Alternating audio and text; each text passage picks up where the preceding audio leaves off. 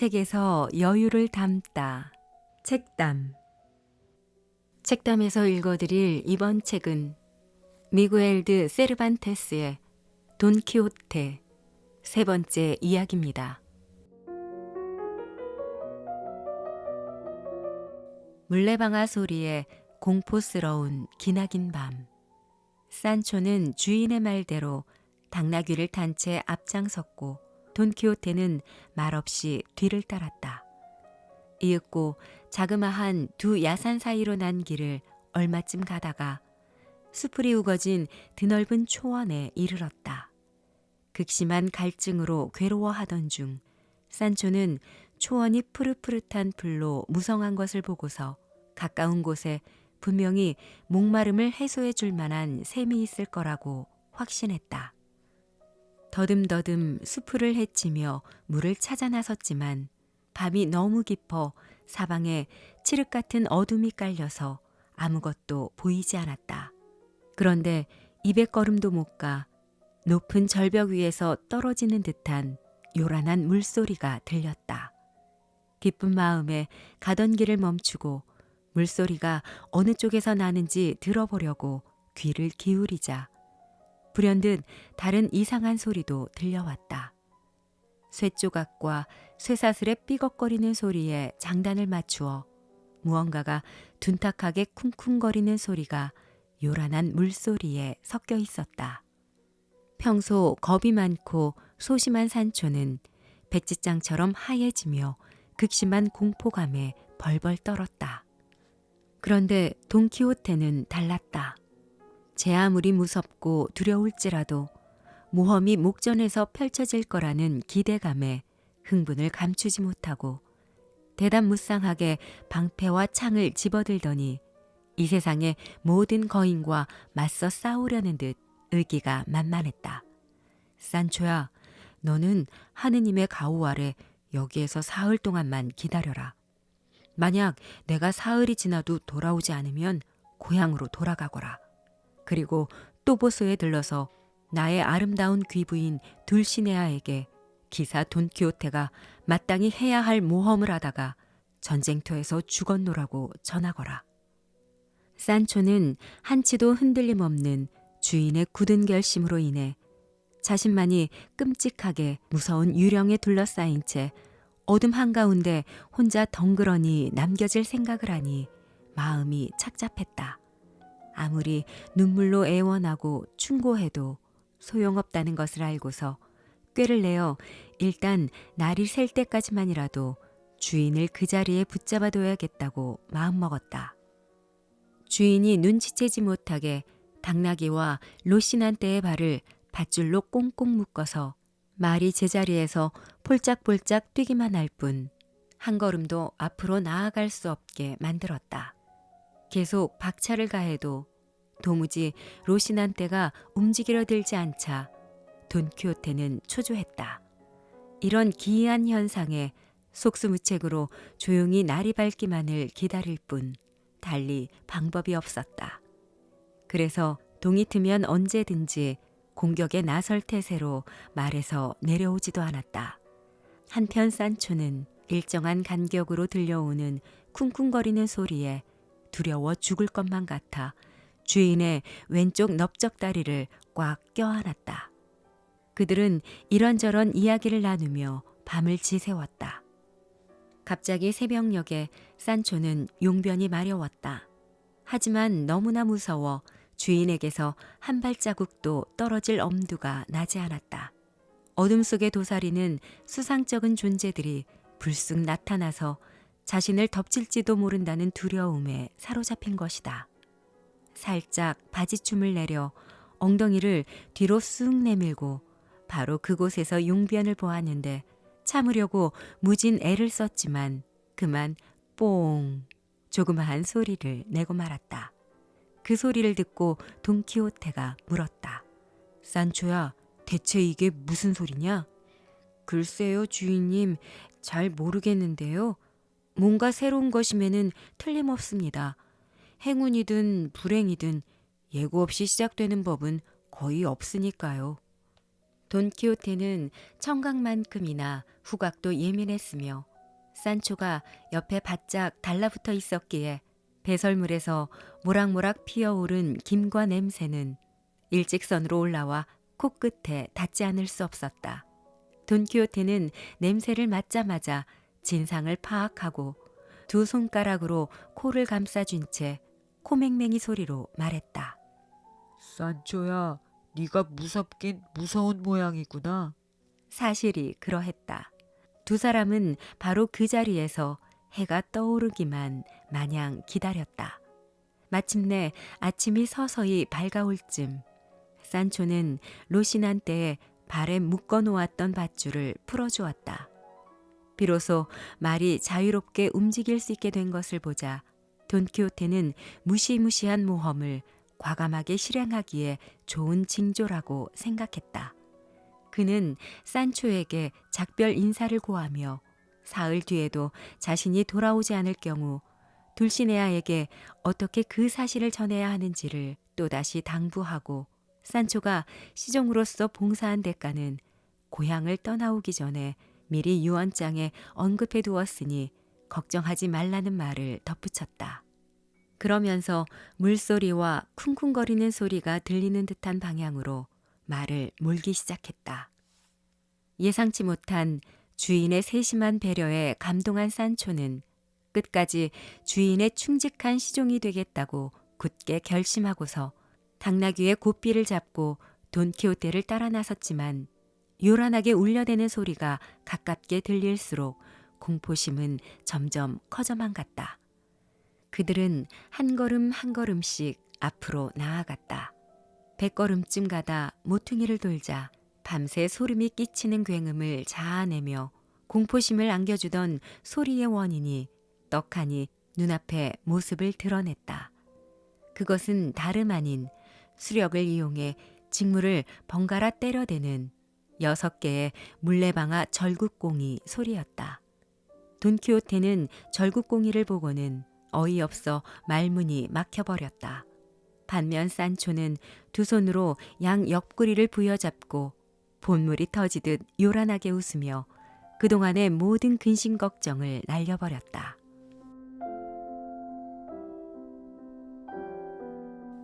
멋진 만브리노의 투구.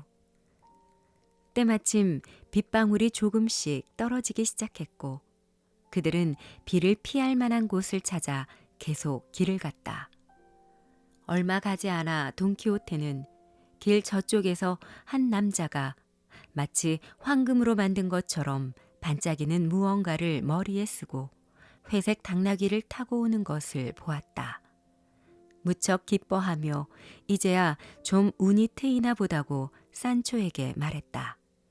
그들 쪽으로 다가오는 남자가 꿈에서조차 그토록 갖고 싶어 하던 멋진 만브리노의 투구를 쓰고 있다고 믿었기 때문이다. 어떤 모험을 치르고서라도 기필코 투구를 손에 넣을 심산으로 창을 앞으로 겨누고 상대방의 가슴을 단번에 찌르려는 듯 로시난테에 박차를 가했다.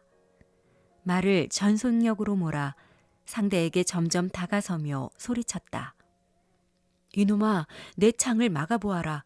그렇지 않으면 당연히 내 것이어야 할 그 물건을 순순히 내놓아라. 사실 황금 투구를 쓴 기사처럼 보인 그 사람은 당나귀를 타고 이웃 마을로 일을 하러 가던 이발사였다. 그리고 황금 투구는 다름 아닌 고객의 수염을 깨끗하게 면도하기 위해 항상 들고 다니는 노쇠로 만든 대야였다. 이발사는 갑자기 내린 비로 인해 새로 산 모자가 엉망이 될까 염려스러워 머리에 대야를 뒤집어 썼는데 그 대야는 윤이 나도록 잘 닦여 있어서 먼 곳에서도 번쩍번쩍 빛나 보였다. 느닷없이 자신에게 창을 겨누고 고함을 치며 다가오는 괴상한 몰골의 돈키호테를 보자 겁에 질린 이발사는 재빨리 당나귀에서 미끄러지듯 내려와 발이 땅에 닿기가 무섭게 걸음아 나 살려라 하며 허겁지겁 들판으로 도망치기 시작했다. 결국 그곳에는 이발사가 버려둔 노떼아와 당나귀 안장만이 남았다. 매우 기쁜 듯 돈키호테는 이발사가 땅바닥에 떨어뜨리고 간 놋대알을 보고서 그것을 투구처럼 머리에 뒤집어 썼다. 하지만 꼭 들어맞게 쓰려면 어떻게 해야 할지 몰라 난감했다. 투구의 얼굴 가리개를 찾으려고 이리저리 돌려가며 아무리 살펴보아도 찾을 수 없었다. 산초야, 이 유명한 투구를 맨 처음 자기 머리의 사이즈에 맞게 만들었었던 놈은 머리통이 거인처럼 무척 큰 놈이었나 보다.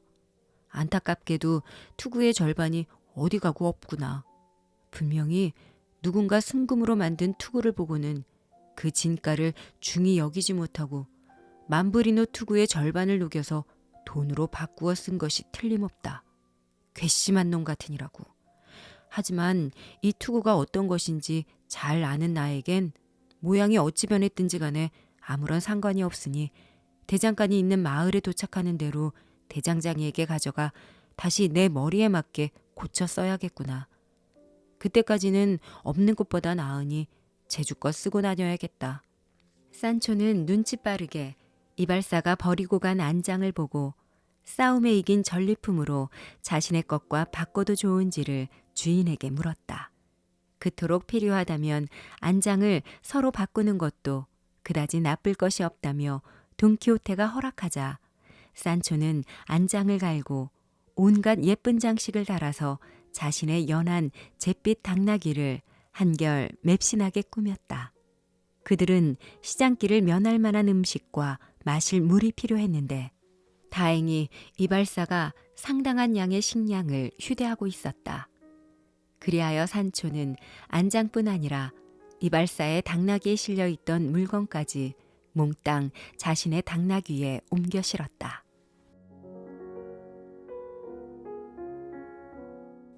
시에라 모레나 산에서의 고행. 돈키호테와 산초는 로시난테가 막연히 마음 내키는 대로 접어든 길을 따라가다가 어느덧 인접해 있는 시에라 모레나 산간 지역에 이르렀다. 그들은 길을 벗어나 점점 아주 험한 산 속으로 더 깊이 들어갔는데 산초는 마지못한 걸음걸이로 주인을 뒤따라갔다. 앞서가던 돈키호테는 험준하고 호젓한 바로 이곳이야말로 자신이 그토록 찬미하는 아마디스테 가울라의 고행을 흉내내기에 아주 적합한 장소라는 기발한 생각을 했다. 산초야, 나는 이 산속에서 저 유명한 아마디스테 가울라처럼 영원한 명성과 명예를 얻을 수 있는 그리고 완벽한 편력 기사로 거듭날 수 있는 고행을 시작해야겠구나. 뭐라고요? 아니, 도대체 이 깊은 산 속에서 또 무슨 일을 하시겠다는 겁니까? 방금 말하지 않았느냐. 여기에서 아마디스의 고행을 흉내내겠다고 말이야. 네 녀석은 잘 모르겠지만 아마디스테 가울라는 이 세상에 존재했던 모든 편력 기사 중 유일하게 가장 뛰어난 기사로서 진정한 용기와 사랑을 꿈꾸는 기사라면 누구든지 본받고 싶어하는 기사들의 별이자 태양과 같은 존재지. 그를 본받는 것은 곧 가장 훌륭한 기사가 되는 길이기도 하다.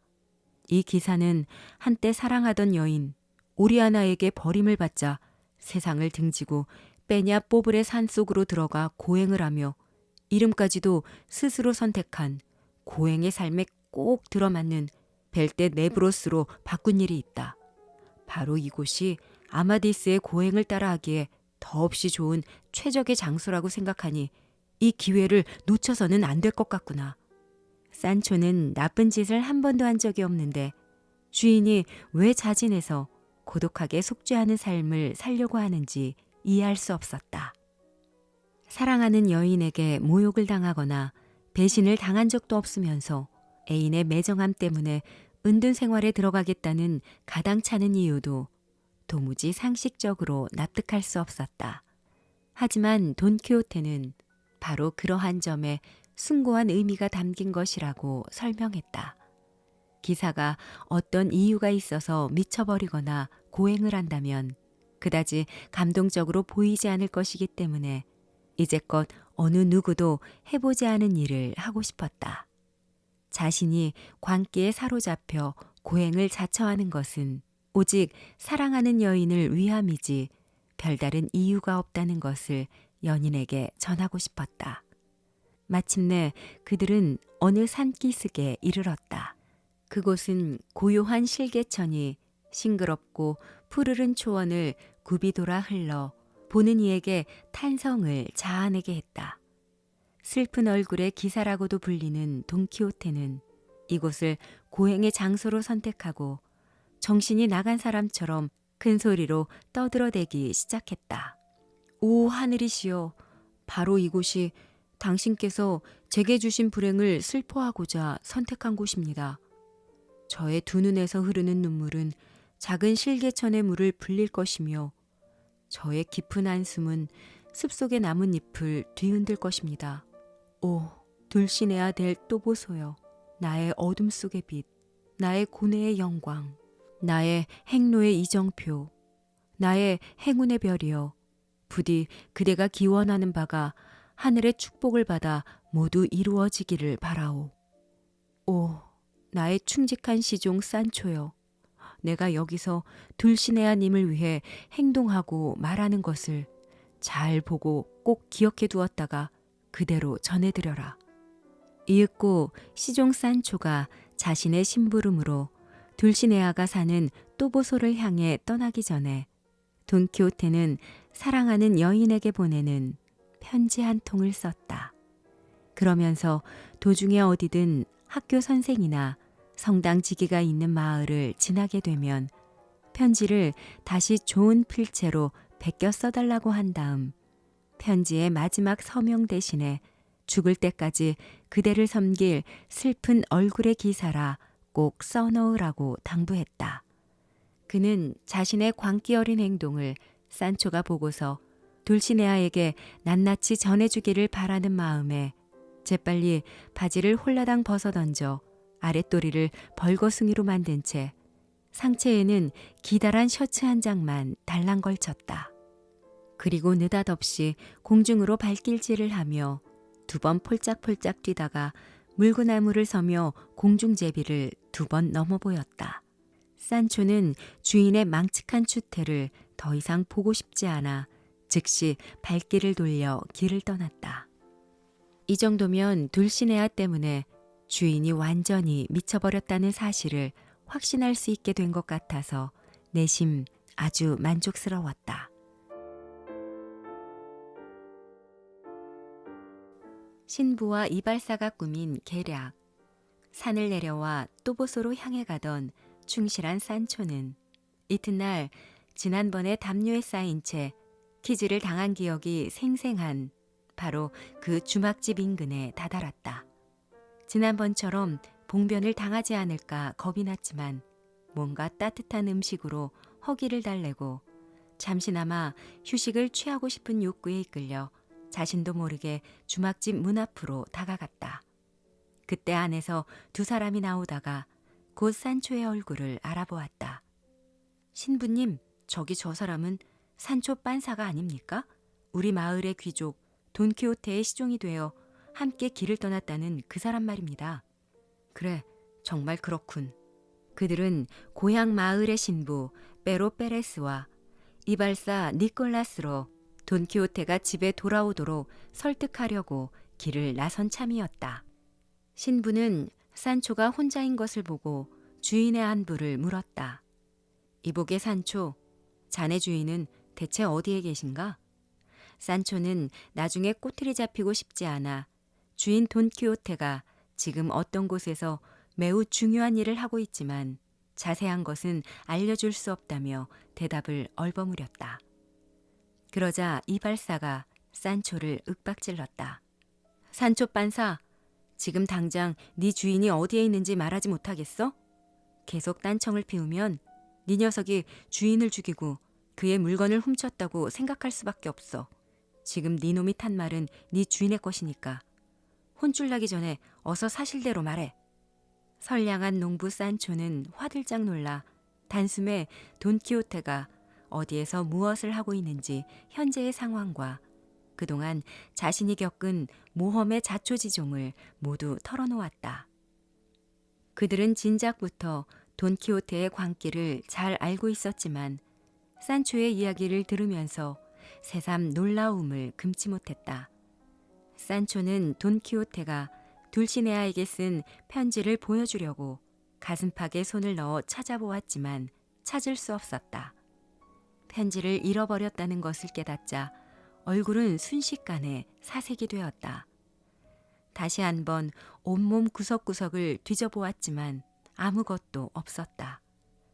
사실 돈키호테는 편지를 써서 산초에게 건네주지 않고 자신이 가졌으며 산초 역시 깜빡 잊어버린 채 그것을 달라고 말할 겨를도 없이 서둘러 길을 떠나버렸던 것이다. 그러나 산초는 편지의 내용을 거의 다 외우고 있다면서 기억해내려고 무진 애를 쓰더니 말도 안 되는 온갖 소리를 늘어놓으며 얼렁뚱땅 둘러댔다. 그러면서 자신이 둘시네아로부터 좋은 소식을 받아가면 곧바로 주인이 고행을 그만두고 산에서 나와 황제나 적어도 국왕이 되기 위한 모험의 길을 떠날 것이고 손쉽게 그 자리에 오르게 되면 그때는 예전에 약속한 섬이 아닌 대륙에 있는 비옥하고 광대한 왕국을 자신에게 줄 거라고 떠들어댔다. 다만 주인님이 황제 대신에 대주교가 될까봐 걱정됩니다. 여러 나라를 순례하시는 대주교님은 시종에게 무엇을 주는지 모르니까요. 태연하게 차분한 어조로 정신 나간 소리를 짓거리는 산초의 모습을 보고서 신부와 이발사는 착한 그의 정신마저 앗아간 돈키호테의 광기의 위력이 얼마나 대단한지 충분히 짐작할 수 있었다.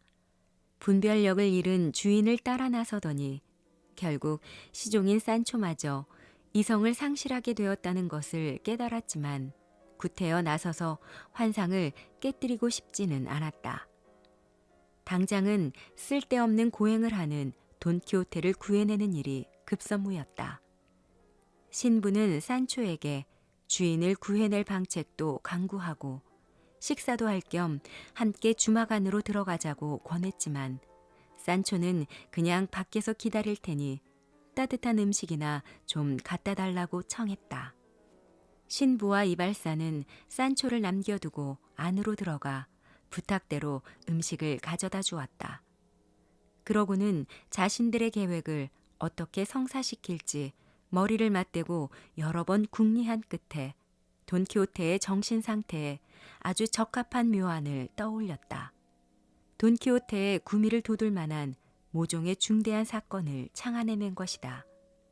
신부와 이발사가 서로 아가씨와 시종으로 변장을 한 뒤 돈키호테를 찾아가 공경에 처한 아가씨인 척하며 도움이 절실한 필요한 상황을 연출하면 마땅히 정의의 기사인 돈키호테는 부탁을 들어주기 위해 고행을 멈출 것이니 일단 그를 고향집으로 데려가서 광기를 고칠 방법을 연구해보자는 계략을 꾸민 것이다. 신부는 주막집 안주인의 도움을 받아 치마와 모자 등으로 아가씨처럼 변장을 했고 시종으로 변장한 이발사는 황소 꼬리로 만든 가짜 수염을 붙여서 허리까지 늘어뜨렸다. 그러고 주막에 있는 모든 사람에게 작별을 고하고 문을 나섰다. 이때 산초가 다가와 변장한 모습을 보고는 폭소를 터뜨렸고 웃음을 그칠 줄 몰랐다. 산초의 반응에 신부는 자신의 모습을 찬찬히 들여다보았다. 아무래도 신부의 몸으로 그렇게 점잖지 못한 복장으로 돌아다닌다는 것은 옳지 못하며 성직자의 윤리에도 어긋나는 것 같았다. 결국 이발사에게 옷을 바꾸어 입자고 제의했다.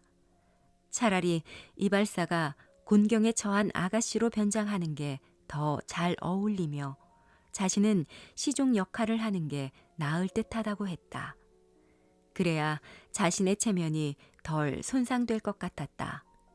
이발사는 신부가 원하는 대로 역할을 바꾸었고 신부는 이발사에게 돈키호테를 은근히 구슬리기 위해서는 어떻게 해야 하는지를 일일이 알려주었다.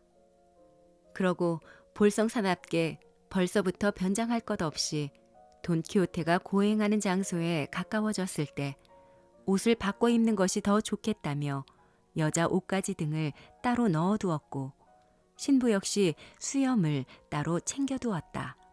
이리하여 산초의 안내를 받으며 시에라 모레나를 향해 길을 떠났다. 산초는 길을 가면서 한때 주인과 자신이 산속에서 만난 미치광이에 대한 이야기를 들려주었다. 이튿날 산초는 나중에 주인과 헤어진 장소로 가는 길을 찾기 위해 금작 나무의 가지에 표시를 해둔 곳에 이르렀다. 신부와 이발사는 만약 돈키호테가 자신이 누구인지 알게 되면 모든 계획이 수포로 돌아갈 테니 절대로 밝혀서는 안 된다고 산초에게 누누이 당부했다. 비록 편지는 잃어버렸지만 돈키호테가 편지를 둘시네아에게 전했냐고 물으면 그렇다고 거짓 대답을 하라면서 지금 공경에 처해 비탄에 빠진 둘시네아가 즉시 자신을 만나러 와줄 것을 돈키호테에게 청했다는 말도 함께 전하도록 했다.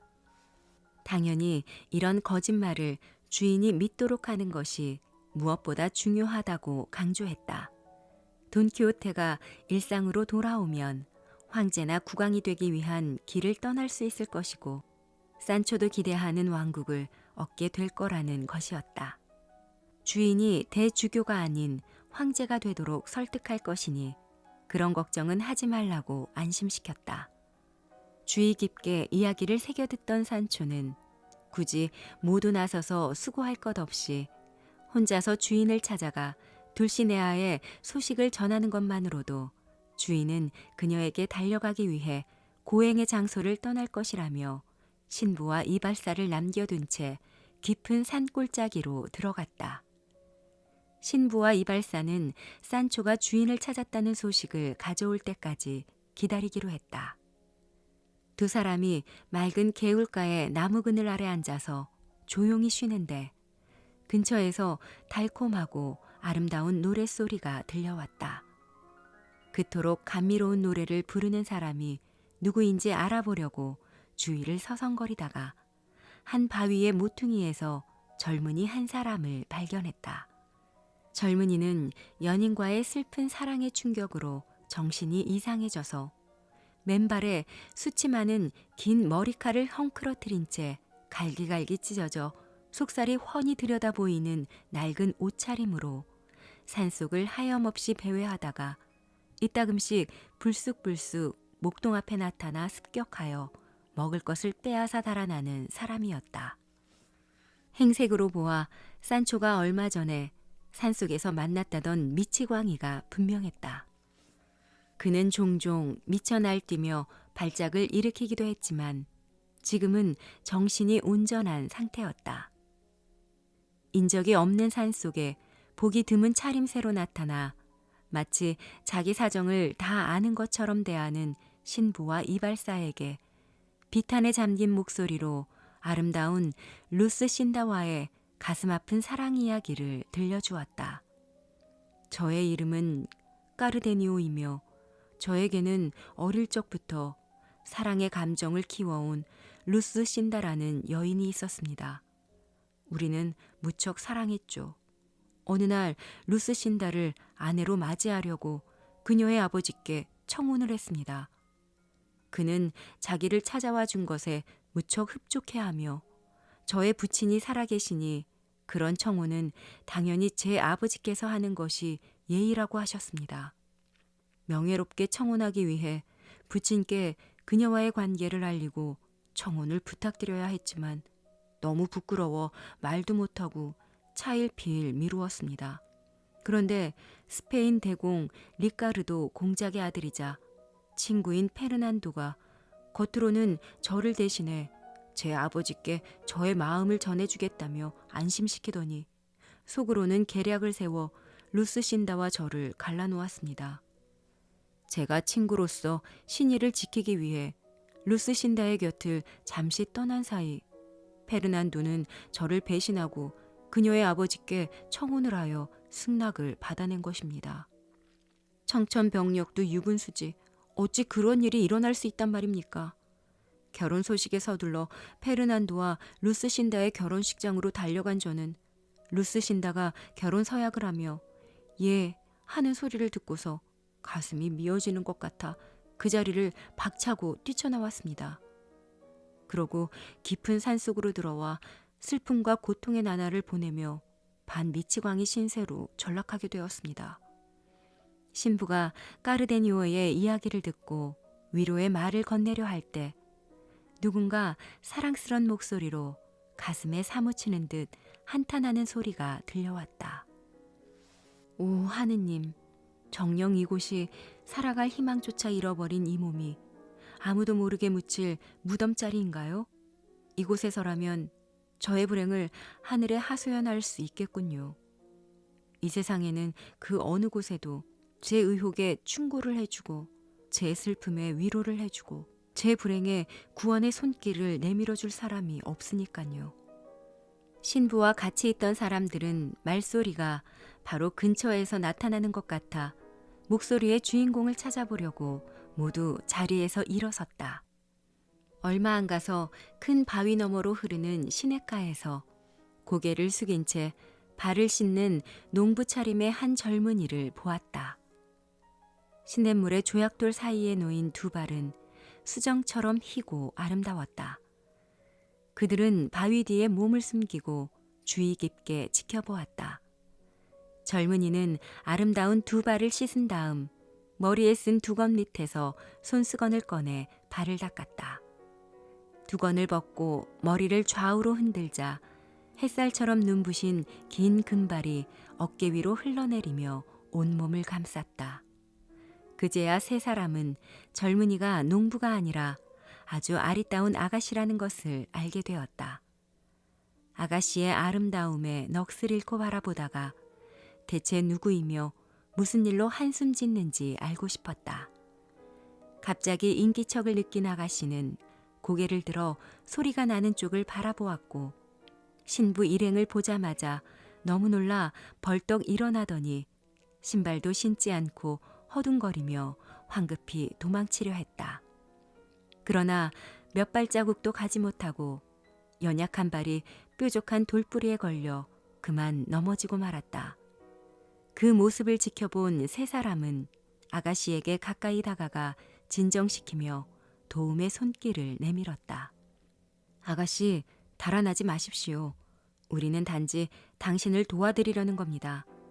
우리를 보고 놀랐다면 우선 마음을 진정하고 어떤 사정이 있기에 아름다운 모습에 어울리지 않는 옷차림으로 위장을 하고서 이런 한적한 곳에서 슬퍼하는지 말씀해 주십시오. 비록 그대를 불행에서 구원해 드릴 수는 없다 하더라도 충고쯤은 해드릴 수 있습니다. 마침내 아가씨는 깊은 한숨을 내쉬더니 바위에 앉아서 금방 쏟아질 것 같은 눈물을 꾹 참으며 차분한 어조로 자신의 이야기를 털어놓았다. 이름은 도로떼아이며 가문은 보잘것없지만 상당한 부자의 외동딸로 부족함 없이 주위 사람의 사랑을 듬뿍 받으며 자랐습니다. 그러던 어느 날 리카르도 공작의 둘째 아들인 페르난도가 저의 모습에 반해 제 삶에 끼어들면서 생활은 엉망이 되었습니다.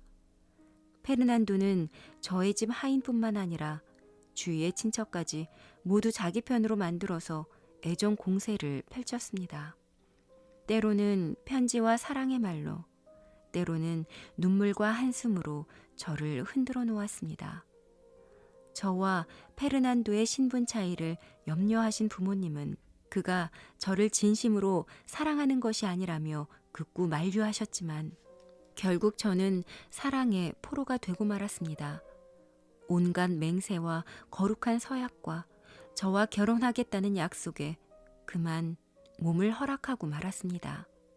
이후 페르난도는 마음이 변해 제 곁을 떠나버렸습니다. 저의 어리석음과 불행을 탄식하며 슬프고 우울한 나날을 보내던 중 페르난도가 뛰어난 귀족 가문의 여인 루스신다와 결혼한다는 소식을 듣고서 단판을 지을 생각으로 곧바로 집을 떠나 그곳으로 달려갔습니다. 그리고 뜻밖의 소식을 들었습니다. 비록 신부인 루스신다가 부모님을 거역하지 못해 결혼식을 올리지만 진정으로 사랑하는 까르데니오의 아내로 영원히 남고 싶어 자살을 결심했다는 것이었습니다. 결혼식장은 아수라장이 되어 끝까지 식이 진행되지 못했답니다. 어쨌든 페르난도가 루스신다와 결혼을 하지 않는다는 것은 다행이지만 그가 양심을 깨닫고 저에게 되돌아올지는 확신할 수 없습니다. 게다가 부모님이 생각하시는 예전의 모습이 아닌 가문의 명예를 더럽힌 수치스러운 딸로 부모님 앞에 다시 얼굴을 내민다는 것은 생각만 해도 부끄러운 일입니다. 차라리 영원히 숨어버리는 것이 나을 듯해 이 숲속으로 찾아 들어왔습니다. 이야기를 듣던 사람들은 도르테아의 불행에 경악하고 무척 가슴 아팠다. 곧바로 까르데니오는 도르테아에게 자신을 루스신다의 약혼자로 소개하며 페르난도에게 사랑하는 여인을 빼앗긴 장본인이라고 했다. 페르난도의 악행에 울분을 토하며 서로 하늘이 정해준 사랑하는 여인을 되찾도록 노력하자며 희망을 잃지 말라고 용기를 북돋웠다. 신부와 이발사도 무슨 일이든 기꺼이 나서서 도와주겠다고 했다. 그러면서 자신이 왜 이곳 산속까지 오게 되었는지 이유를 설명하고 주인을 찾으러 간 시종을 기다리는 중이라고 말한 다음 앞으로 자신이 하고자 하는 계획에 대해서도 젊은 남녀에게 자세하게 이야기해 주었다. 도로테아는 자신이 수많은 기사소설을 읽어보았기 때문에 고난에 처한 아가씨가 어떤 식으로 기사에게 도움을 청하는지 잘 안다면서 이발사보다는 자기가 아가씨 역할에 잘 어울리고 아름다운 여자 옷도 가지고 있으니 그 역할을 맡겠다고 자청을 하고 나섰다. 그러면서 보따리 속에서 화사한 옷가지와 보석 장신구들을 꺼내어 우아하고 기품 있는 귀부인으로 곱게 단장을 했고 모두 눈부신 아름다움에 감탄을 금치 못했다. 바로 그때 산초가 되돌아와 휘둥그레진 눈으로 입을 벌린 채 멍하니 도로테아를 바라보았다. 사실 평생에 그토록 아름다운 여인은 본 적이 없기 때문이다. 산초는 아름다운 귀부인은 대체 누구이며 왜 험한 산 속에 있는 것이냐고 캐물었다. 신부가 대답했다. 아름다우신 귀부인은 미꼬미꼰 왕국의 계승자이신 미꼬미꼰 공주님이라네. 자네 주인인 돈키호테에게 도움을 청하러 오셨다네. 공주님의 왕국을 빼앗은 극악무도한 거인을 처치하고 왕국을 되찾아 달라고 말이야. 온 세상에 자자한 자네 주인의 명성을 듣고 일부러 기니에서 찾아오셨다는군. 산초는 놀라워하며 흥분을 감추지 못했다.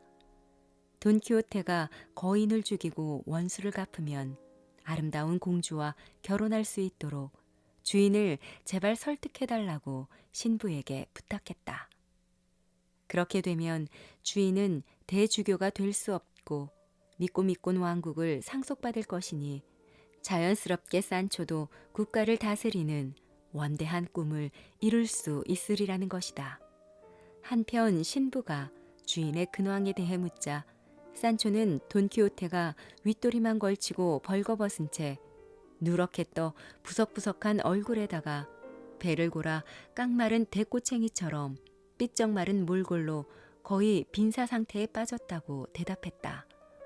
물론 산초는 둘시네아가 돈키호테에게 은둔 생활에서 벗어나 자신을 만나러 또보소로 와달라는 말을 했다고 전했지만 주인은 내세울 만한 위대한 공적을 쌓기 전까지는 만나러 가지 않을 작정이라고 대답했다는 것이다. 따라서 미꼬미꼰 공주라는 인물을 내세워 돈키호테를 고행의 장소에서 끌어내려는 계략은 때마침 이루어진 모함이었다. 미꼬미꼰 공주와의 만남. 화려하게 차려입은 도로테아는 신부의 당나귀에 올라탔고 시종으로 변장한 이발사는 얼굴에 황소 꼬리로 만든 가짜 수염을 달고서 산초에게 돈키호테가 있는 곳으로 안내해달라고 했다. 그러나 신부와 까르데니오는 함께 가려 하지 않았는데 계획상 아무런 역할을 맡지 않았기 때문이다. 그들은 다른 사람을 앞서가게 하고 천천히 걸어서 뒤를 따랐다. 이윽고 세 사람은 울퉁불퉁한 바위 사이에서 갑옷은 걸치지 않았지만 옷은 이미 입은 돈키호테를 발견했다. 미꼬미꼰 공주로 변장한 도로떼아는 날렵하게 당나귀에서 내려 우아한 걸음걸이로 돈키호테에게 다가가 공손히 무릎을 꿇고 말했다. 용맹스럽고 정의로우신 기사님, 기사님의 굳센 용기와 드높은 명성을 듣고 머나먼 곳에서 도움을 청하러 왔습니다. 세상에서 가장 치욕적인 상처를 입고 애통해야 하는 의지할 데 없이 고독하고 가련한 여인을 불행에서 구원해 주십시오. 저에게 은혜를 베풀어 주시겠다고 약속해 주실 때까지는 절대로 이 자리에서 일어나지 않을 겁니다. 오, 아름다운 아가씨여. 그대가 땅에서 일어나기 전에는 나는 한마디 대답도 안 할 것이며 그대의 이야기도 더는 듣지 않을 것이오. 이때 산초가 그의 귀에 입을 대고 나지막이 속삭였다. 주인님, 아가씨의 부탁을 들어주시는 것이 좋을 것 같습니다요. 전혀 문제될 것이 없는 아주 간단한 일이잖아요. 그까짓 거인 한 놈만 해치우면 되는 일인걸요. 지금 청을 드리는 저분은 미꼬미꼰 대왕국의 여왕님이 되실 미꼬미꼰 공주님이시래요. 돈키호테는 고개를 돌려 다시 말했다. 매우 아름다우신 공주님, 일어나십시오. 그대가 원하는 모든 부탁을 들어드리겠습니다. 당연히 도로떼아는 소설 속에서 공주가 기사에게 요구하는 것처럼 말했다. 저의 부탁은 기사님께서 지금 당장 제가 안내하는 곳으로 함께 가셔서 왕국을 약탈해간 거인의 소나귀에서 제 왕국을 되찾고 복수를 해주실 때까지는 다른 어떤 부탁이나 모험에도 나서지 않겠다고 약속해 주시는 겁니다. 돈키호테는 온 힘을 다해 도울 테니 탄식을 멈추고 희망과 용기를 가지라며 그녀를 위로했다. 그러고 나서 산초에게 로시난테의 안장띠를 살펴보고 즉시 자신을 무장시키라고 명령했다. 산초는 로시난테의 안장띠를 채우고 나서 전리품처럼 나무에 걸려있던 갑옷을 내리고 창과 방패를 챙겨와 순식간에 주인을 무장시켰다. 그들은 함께 길을 떠났다. 한편 바위 틈에 숨어서 모든 광경을 지켜보던 신부는 서둘러 까르데니오의 덥숙한 수염을 자르고 자신의 겉옷과 망토를 벗어 그에게 입혔다. 자신은 바지와 조끼만을 입은 차림새로 돈키호테 일행을 따라갔다. 신부는 우연히 그들을 만난 척하면서 돈키호테에게 두 팔을 활짝 벌리고 다가가 아주 반갑게 인사했다. 아니, 이런 행운이 있나? 기사도의 거울이자 훌륭한 이웃 돈키호테 대 라만차를 이런 곳에서 만나다니. 돈키호테는 신부를 알아보고 뜻밖의 만남에 놀라워하며 당장 말에서 내려 말을 양보하려 했지만 신부는 극구 사양했다. 공주의 시종으로 변장하고서 따라가던 이발사가 얼른 노새에서 내려 신부에게 자리를 양보했다. 그런데 이발사가 신부의 뒤에 바짝 붙어서 노새의 궁둥이에 올라타려고 하자 노새는 뒷발을 공중으로 쳐들어 두어 번 발길질을 해대며 날뛰었다. 그 바람에 이발사는 땅바닥에 떨어져 뒹굴었고 얼굴에 붙어있던 가짜 수염이 떨어지고 말았다. 수염이 떨어져 나간 것을 알고 양손으로 얼굴을 감싸쥐고는 어금니가 빠졌다고 둘러댔다. 그때 돈키호테는 피 한 방울도 흘리지 않고 통째로 떨어져 나간 커다란 수염 뭉치를 보고서 기적이 일어났다며 무척 놀라워했다. 하지만 다행히 이유신 이발사를 알아보지 못했다. 신부가 재빨리 수염을 주워들고 달려와서 말에서 떨어진 것에 대해 투덜거리며 신음하는 가엾은 이발사의 얼굴에 대고 몇 마디 중얼거리더니 단번에 수염을 갖다 붙였다. 그러면서 그것은 수염을 붙이는데 효과 있는 특별한 주문이라고 둘러댔다. 돈키호테는 신부의 처방에 몹시 흥미로워하며 기회가 있는 대로 그 주문을 가르쳐 달라고 부탁했고 신부는 그렇게 하겠다고 약속했다. 그들 일행은 다시 길을 떠나 마침내 왼손잡이 팔로메ቄ엘 수르도의 주막에 이르렀다. 산초가 숙박비 때문에 행가래를 당하고 신부와 이발사가 여자 옷과 수염 등을 빌린 바로 그곳이었다. 잠시 후 뜻밖에도 그곳에 아름다운 도로떼아를 저버린 배은망덕한 연인 돈 페르난도와 까르데니오의 고결하며 충실한 연인인 루스신다가 도착했다. 루스신다는 자신의 의지로 페르난도를 따라온 것이 아니었다. 이야기를 하자면 페르난도는 결혼식 도중에 잠시 실신한 루스신다의 가슴에서 자신은 까르데니오를 진정으로 사랑하며 그의 아내이므로 페르난도의 여자가 될 수 없어 자살을 결심했다는 쪽지를 발견하고 극도의 모멸감과 분노로 루스신다를 죽이려 했지만 그녀의 부모님의 만류로 그렇게 하지 못했다. 그래서 몇 개월 동안 앙심을 품고 복수할 날을 기다리던 중 루스신다가 부모님의 집에서 사라져 수녀원에 머물며 까르데니오와 살 수 없다면 그곳에서 평생을 보낼 것이라는 사실을 알게 되었다. 그 소식을 듣자마자 페르난도는 그녀의 은신처로 찾아가 무작정 납치했고 루스신다는 페르난도에게 잡혀온 것을 알고 정신을 잃어버렸다. 정신이 든 뒤에도 그저 눈물 지으며 깊은 한숨만 내쉴 뿐 아무 말도 하지 않았고 눈물과 침묵 속에서 그 주막에 도착한 것이다. 우여곡절 끝에 드디어 도로떼아는 페르난도의 사랑을 되찾고 까르데니오도 사랑하는 루스신다와 다시 만나자 네 사람은 행복하고 만족스러웠다. 한편 신부는 페르난도에게 돈키호테의 광기에 대해 설명하며 돈키호테를 마을로 데려가기 위해 어떤 계획을 세웠는지 말해주었다. 그러면서 믿고 역할을 하던 도로떼아가 행복을 찾았기 때문에 그 계획을 더는 진행할 수 없으니 돈키호테를 고향으로 데려갈 새로운 방법을 모색해야겠다고 했다. 신부는 아무 탈 없이 돈키호테를 집으로 데리고 가서 광기를 치료하려면 마법에 걸린 것처럼 믿도록 하는 것이 가장 좋다는 결론을 내렸고 곧 실행에 옮겼다.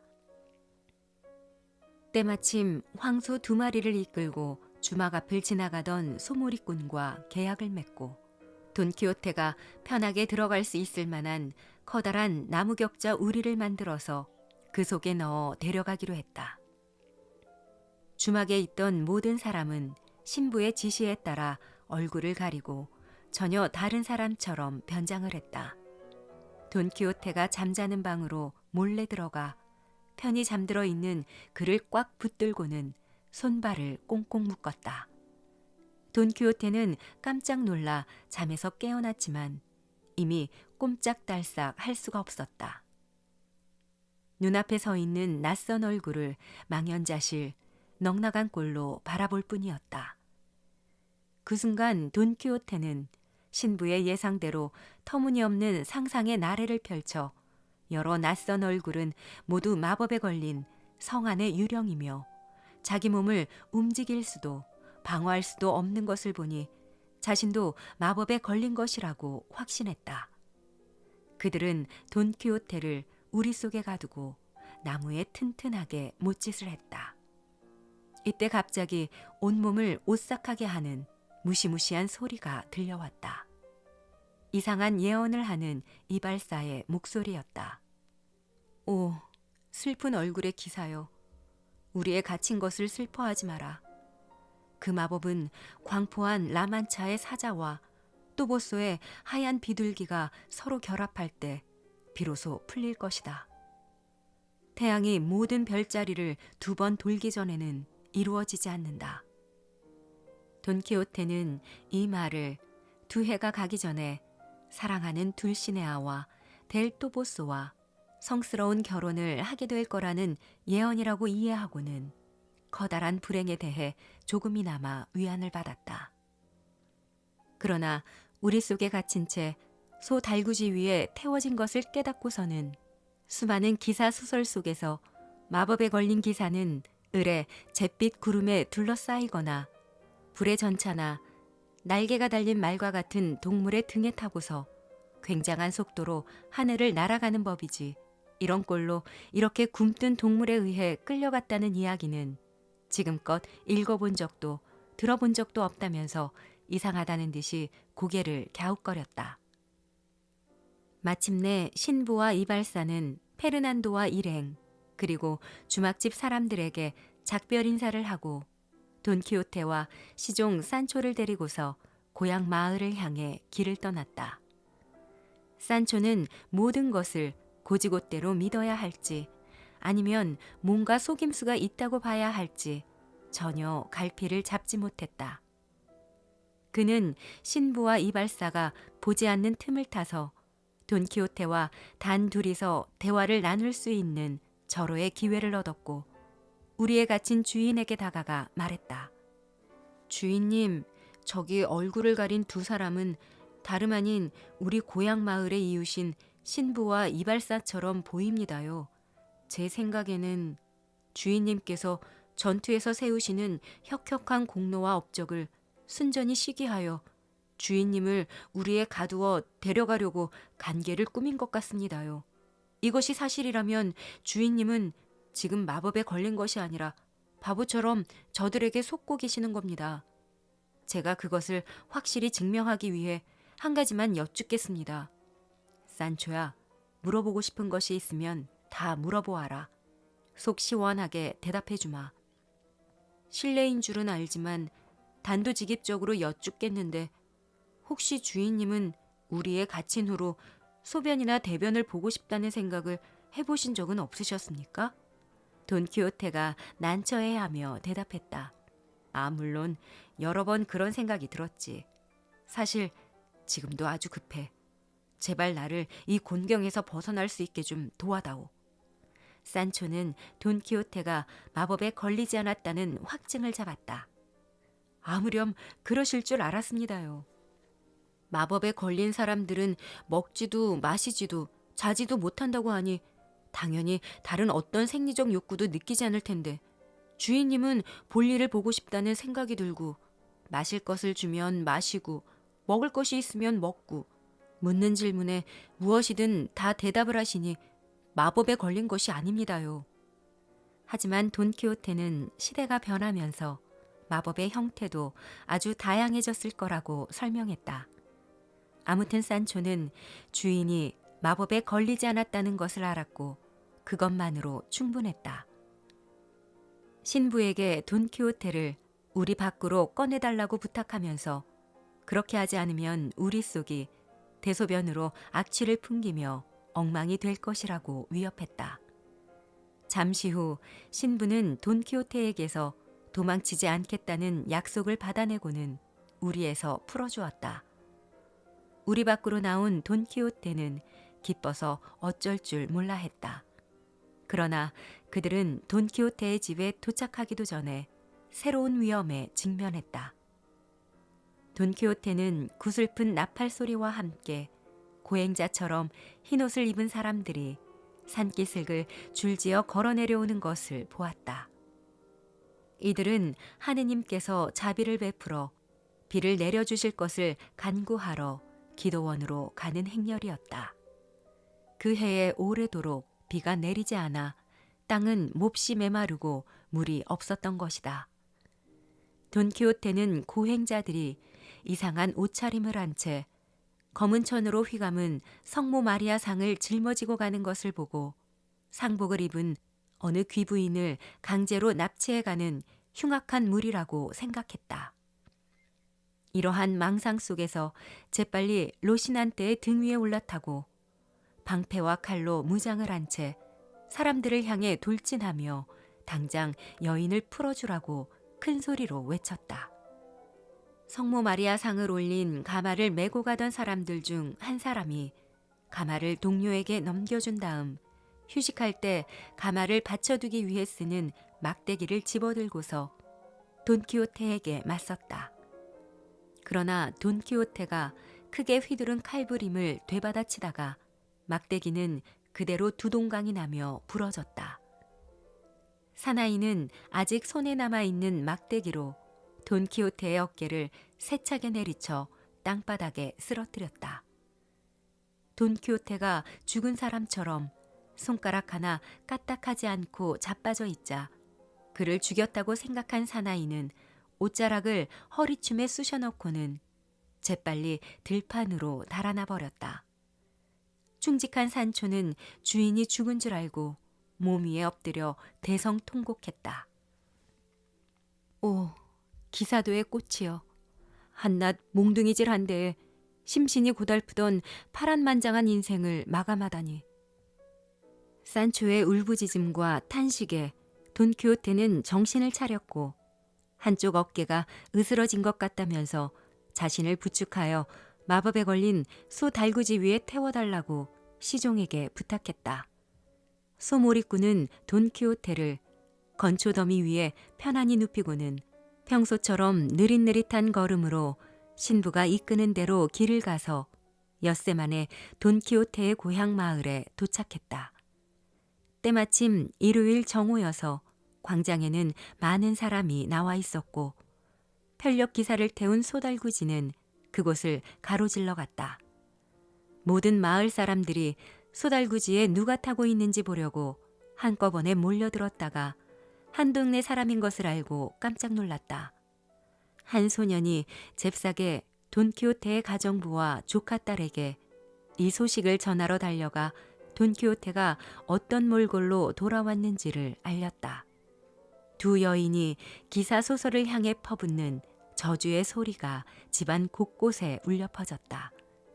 그 망할 놈의 소설 때문에 만차 지방의 선량한 시골 귀족의 신세가 하루아침에 요 모양 요 꼴이 되었다고 탄식하며 분을 사기지 못하고 씩씩거렸다. 산초의 아내인 테레사 빤사도 남편을 맞이하려고 달려왔다. 산초의 아내는 남편이 돈키호테의 시종이 되어 함께 떠난 것을 알고서 얼굴을 보자마자 대뜸 무슨 선물을 가져왔느냐고 물었다. 그러자 산초는 딴전 부리며 다시 주인과 모험을 찾아 떠나면 어떤 섬의 백작이나 총독이 되어 돌아올 것이라고 했다. 이런 대화를 나누는 동안 돈키호테의 가정부와 조카딸은 돈키호테를 맞이하여 옷을 벗기고 침대 위에 눕혔다. 돈키호테는 눈을 들어 그녀들을 바라보았지만 지금 자신이 어디에 있는지 깨닫지 못했다. 신부는 돈키호테를 집으로 데려온 경위를 조카딸에게 이야기해주며 세심한 주의를 기울여 삼촌을 돌봐드리고 다시는 도망치지 못하게 경계심을 늦추지 말라고 당부했다.